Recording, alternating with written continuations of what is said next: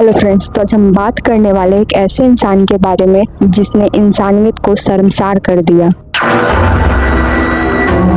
कहानी शुरू होती है हिंदी डेली न्यूज़पेपर जर्नलिस्ट के पोस्ट पर काम करने वाले धीरेंद्र सिंह से। 14 दिसंबर 2000 को वह अपने घर से ऑफिस के लिए निकले तो पर कभी घर वापस लौट कर नहीं आए। 2 दिन बीत जाने के बाद जब वो घर नहीं लौटे तो उनके घर वालों ने पास के पुलिस स्टेशन में उनके लापता होने की जानकारी दी। खबर मिलते ही पुलिस उनकी खोजबीन में तो जुट गई, पर कई कोशिशों के बावजूद उनका कुछ पता नहीं चल पाया। धीरेंद्र सिंह अपने एरिया के जाने माने जर्नलिस्ट थे और कई बार उन्हें अपने कामों की वजह से बाहर कई दिनों तक जाना भी पड़ता था, इसलिए वो अपने पास उस जमाने में फोन रखा करते थे।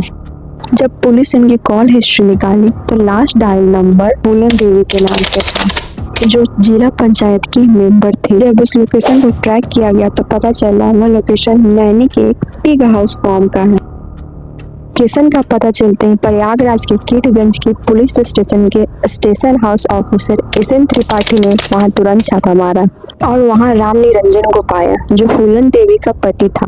वो इलाहाबाद के शंकरगढ़ इलाके का निवासी था। जागरण रिपोर्ट के अकॉर्डिंग वो ऑर्डिनेंस फैक्ट्री में काम किया करता था। फार्म हाउस पर खोजबीन के बाद भी धीरेंद्र सिंह का अभी भी कुछ पता नहीं चल पाया था। पुलिस ने राम निरंजन के पुराने रिकॉर्ड्स चेक किए तो 1998 में उसके अगेंस्ट एक मर्डर केस फाइल था। मरने वाला व्यक्ति टीवी VCR को रेंट पर चलाने का काम करता था, पर पुलिस का शक राम निरंजन से अभी भी हटा नहीं था। शक के गुंजाइशों पर पुलिस ने राम निरंजन को अरेस्ट कर लिया। पुलिस को कई दिनों तक गुमराह करने के बाद आखिरकार उसने यह कबूल किया कि धीरेंद्र सिंह का खून उसी ने किया है। उसने बताया कि धीरेंद्र सिंह को मारने का प्लान तो उसने 1998 से ही बनाना शुरू कर दिया था, पर उसको अंजाम 2000 में जाकर दिया। 14 दिसंबर 2000 को उसने कॉल करके धीरेंद्र सिंह को अपने फार्म हाउस पर बुलाया। ठंड के मौसम होने के कारण धीरेंद्र सिंह फार्म हाउस में जल रहे लकड़ी के पास जाकर बैठ गए। तभी वहां राम निरंजन का साला वक्षराज पीछे से आकर उन पर गोली चला देता है। उन्होंने धीरेंद्र सिंह को मार तो दिया, पर उनकी क्रूरता अभी यहीं तक नहीं रुकी। हत्यारों ने उनके प्राइवेट पार्ट्स और सर को धड़ से काट कर अलग कर दिया और उनकी लाश को मौके पर ही खेत में दफना दिया और उनके सर को रीवा के बाणसागर तालाब में जाकर फेंक दिया।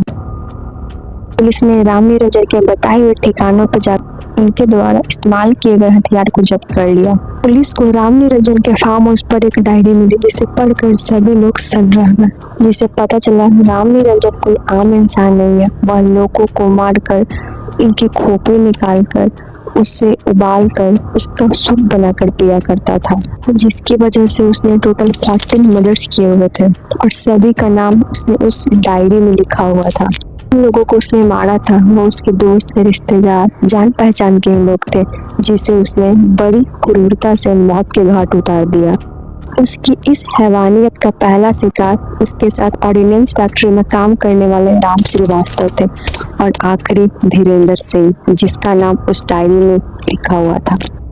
पुलिस ने जब उससे पूछा उसने इन लोगों को किस लिए मारा, तब उसका बहुत ही अजीब सा स्टेटमेंट था। उसने कहा जो लोग उसे अपने से ज्यादा इंटेलिजेंट लगते हैं वह उन लोगों को मार देता है और उनका ब्रेन निकालकर उसका सूप बनाकर पीता है। उसे ऐसा लगता है जब वो लोगों का ब्रेन का सूप पिएगा तो और ज्यादा बुद्धिमान होगा।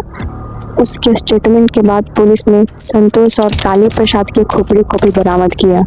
उसने कहा कि उसे ऐसा करना काफी अच्छा लगता है, उसे सेटिस्फैक्शन मिलता है। राम निरंजन के अगेंस्ट सारे प्रूफ होने के बावजूद 11 साल कोर्ट में सुनवाई होने के बाद 1 दिसंबर 2012 को उसे और उसके साला वक्षराज को उम्र कैद की सजा सुनाई गई। राम निरंजन का असली नाम तो राम निरंजन ही है, पर यह अपने आप को राजा कोलंडर के नाम से बुलाया करता था।